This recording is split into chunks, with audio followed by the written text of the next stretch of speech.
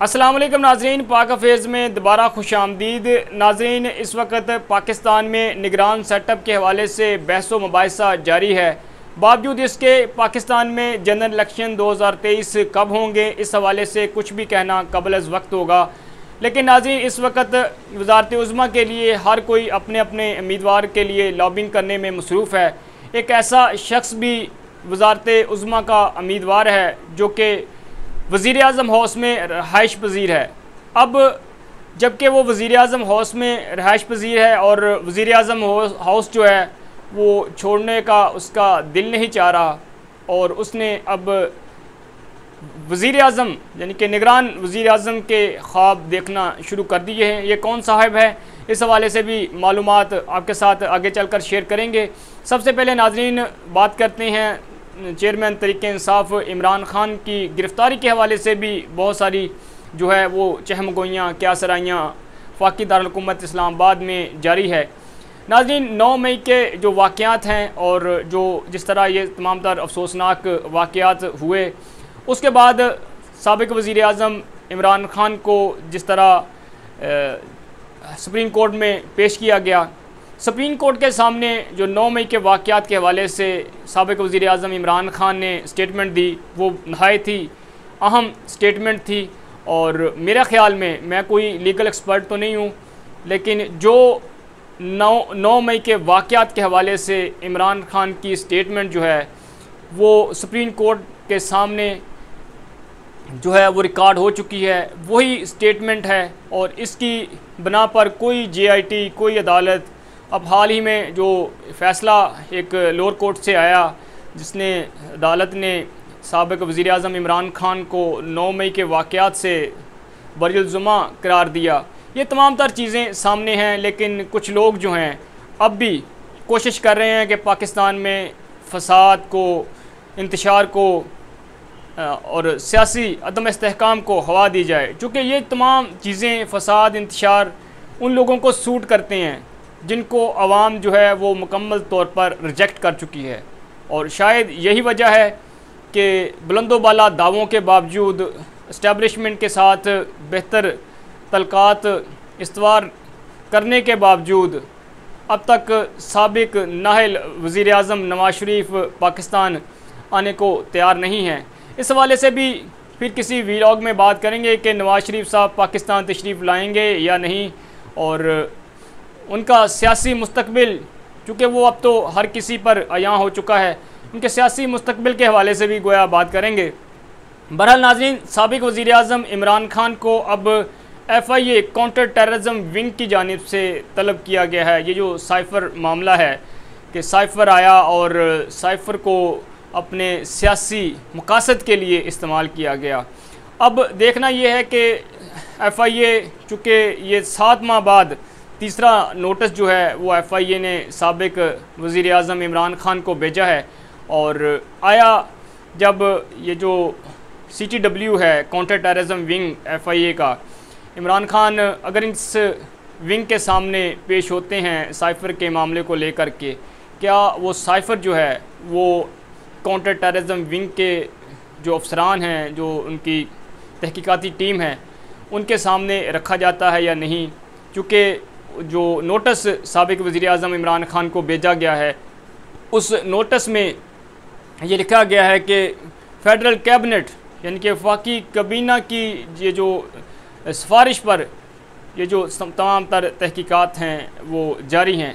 नाज़रीन, गोया ये जो साइफ़र जिस तरह इसको सामने लाया गया, थोड़ी सी बात मुझे भी समझ आती है कि इस तरह जो डिप्लोमेटिक तार होती हैं या कन्वर्सेशन होती है, उनको इस तरह पब्लिक में नहीं लाया जा सकता, लेकिन थोड़ा सा इज्तनाब करना चाहिए। लेकिन नाज़रीन, अगर देखा जाए तो साबिक़ सदर जनरल रिटायर्ड परवेज़ मुशर्रफ मरहूम जब पाकिस्तान के सदर थे, उस वक़्त चूँकि अफ़गानिस्तान में अमेरिका ने 9/11 के बाद जिस तरह पेशकदमी शुरू की, अमेरिकन ग़ालिबन वज़ीर ख़ारजा कॉलिन पावल का फ़ोन आया परवेज़ मुशर्रफ साहब को, और उन्होंने कहा कि हम आपको पत्थर के ज़माने में धकेल देंगे। तो गोया ये वो चीज़ें थीं जो बाद में टेलीफोनिक गुफ्तगू जो है वो भी सामने उस तरह रिकॉर्डिंग की सूरत में नहीं आ सकी, लेकिन साबिक़ मरहूम सदर जनरल ट्राइब परवेज़ मुशर्रफ ने पब्लिकली इन चीज़ों का इजहार ज़रूर किया। अब साइफ़र मामले को लेकर के जिस तरह एक बयानिया बनाने की एक सियासी जमात की जानिब से कोशिश की गई वो तो सबको समझ आती है, लेकिन इस साइफ़र को जिस तरह बयान किया गया और जो तरीक़े इंसाफ के जो सियासी नाकदीन थे उन्होंने जिस तरह इस पर बयानिया बनाने की कोशिश की वो भी समझ से बालातर है। एक मुल्क जो है वो आपको धमकी दे रहा है और आपका जो सफ़ीर है वो आपको मीटिंग में कह रहा है इसका जवाब देना चाहिए हमें। अब एक ऐसा मुल्क जो आपके पड़ोस में अपनी इत्तेहादी अफवाज के हमरा जूते छोड़कर भागा और उनकी गलतियों, उनकी नादानियों की सज़ा जो है आज पाकिस्तान भुगत रहा है। बहरहाल नाज़रीन, साइफ़र मामले पर अगर देखा जाए तो इस वक्त जो पाकिस्तान में 10 से 20 लाख अफ़गान शहरी हैं और बड़े अजीब उनकी सूरत हाल हैं। यहाँ पर अगर देखा जाए तो छोटे छोटे बच्चे, बूढ़े, औरतें, और जो इस वक्त पाकिस्तान में जहाँ तो फिर आपको उनको सबको टैक्स के दायरे में लेकर आएँ, उनकी फलाह बहबूद के लिए एजुकेशन, हेल्थ के हवाले से इक़दाम किए जाएँ।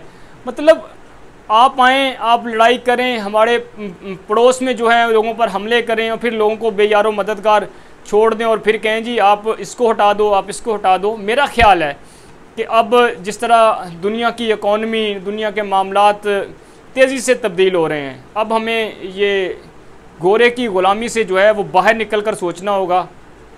और जो लोग साइफ़र को लेकर के इस बात को कतई नज़र इसके कि वो सामने आना चाहिए था या नहीं आना चाहिए था, कोड ऑफ कंडक्ट क्या था, लेकिन जो उसमें लिखा गया है उस पर तो कम से कम इन 13 सियासी जमातों को थोड़ा बहुत जो है वो कौमी गैरत का मुजाहरा करना चाहिए था।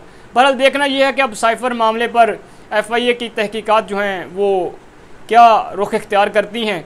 बहरहाल नाज़रीन, अब आते हैं अपने असल टॉपिक की तरफ कि वज़ीर-ए-आज़म हाउस में एक शख्स रहाइश पज़ीर है, यानी कि वो जब से पाकिस्तान वापस आया है उसने कहीं भी मिनिस्टर इनक्लेव में या कहीं भी जो है वो रहाइश इख्तियार करना मुनासिब नहीं समझा और वो वज़ीर-ए-आज़म हाउस में रहाइश पज़ीर है। अब वो शख्स जो है वो निगरान वज़ीर-ए-आज़म के ख्वाब देख रहा है और साबिक नाहिल वज़ीर-ए-आज़म नवाज़ शरीफ ने उन्हें जो है वो बतौर निगरान वज़ीर-ए-आज़म नामज़द किया है। अब नाज़रीन, जो निगरान सेटअप के हवाले से बहस व मुबाहिसा जारी है। दुबई में जो मुलाकातें हुई, पीपल्स पार्टी, नून लीग, ये तमाम इत्तेहादी जो हैं वो इकट्ठे हुए, उसके बाद कोई हतमी नताइज जो हैं उस मुलाकात के सामने नहीं आ सके।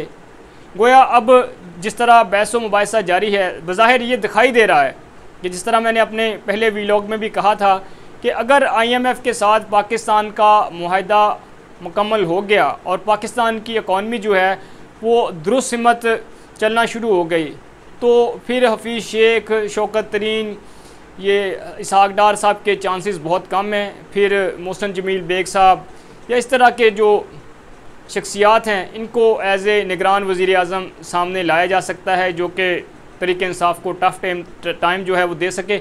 अब जिस शख्स की मैं बात कर रहा हूँ जो कि पाकिस्तान में जब से आए हैं वो वज़ीर-ए-आज़म हाउस में रहाइश पज़ीर हैं, अब वज़ारत उज़्मा का ख्वाब देख रहे हैं। जी, उसका नाम इसहाक डार हैं और इसहाक डार पर जो हैं वो अब नवाज़ शरीफ की जानिब से भी इत्मीनान का इजहार किया गया है, जिनका उनका नाम जो है तजवीज़ वो साबिक नाइल वज़ीर-ए-आज़म नवाज़ शरीफ की जानिब से किया गया है। अब इसकी नाज़रीन बहुत सारी वजूहात हो सकती हैं। अब निगरान वज़ीर-ए-आज़म कौन होगा इसके हवाले से कुछ भी कहना कबल अज़ वक्त होगा। आइंदा 15-20 दिनों में जो है वो चीज़ें सामने आ जाएंगी। लेकिन इसहाक डार का नाम जो है वो बतौर केयर टेकर वज़ीर-ए-आज़म सामने आना वो नहायत ही हैरान कुन भी है। उसकी वजह यह है कि साबिक नाहिल वज़ीर-ए-आज़म नवाज़ शरीफ ने जो है वो सितंबर के पहले हफ्ते में या लास्ट वीक में पाकिस्तान आने का ऐलान किया है। अब उनकी पाकिस्तान में वापसी के वक्त जो है वो इसहाक डार जो हैं उनका भी पाकिस्तान होना नहायत ज़रूरी है। अब अगर ये हुकूमत का जो टर्म जो है वो ख़त्म होती है तो केयर टेकर जो सेटअप आ जाता है तो इसहाक डार साहब तो फिर लंदन भाग जाएंगे वज़ीर आज़म हाउस छोड़कर, क्योंकि वज़ीर आज़म हाउस के अलावा वो कहीं और ख़ुद को सिक्योर फील नहीं कर रहे। अब अगर वो बाहर चले गए, नवाज शरीफ साहब वापस आ गए तो मामला तो फिर वहीं का वहीं रुक जाएगा कि जो चीज़ें चाहिए थी, एक शख्स जो है वो मतलूब था वो आया और दूसरा जो है जिसने क्या नाम है 164 का बयान भी दिया था अब वो भाग गया है। लिहाजा नवाज शरीफ और इसहाक डार का पाकिस्तान में इकट्ठे होना नहायत ज़रूरी है। इसलिए बाद हल्के ये कह रहे हैं, उनकी सोच है कि निगरान वज़ीर आज़म के लिए इसहाक डार का नाम जो है वो फ़ाइनल किया जाए ताकि नवाज शरीफ साहब जब पाकिस्तान वापस आएँ तो बतौर निगरान वज़ीर आज़म ही सही इसहाक डार तो पाकिस्तान में मौजूद हों। अब देखना यह है कि नाज़रीन इसहाक डार साहब को निगरान वज़ीर आज़म बनाया जाता है या नहीं।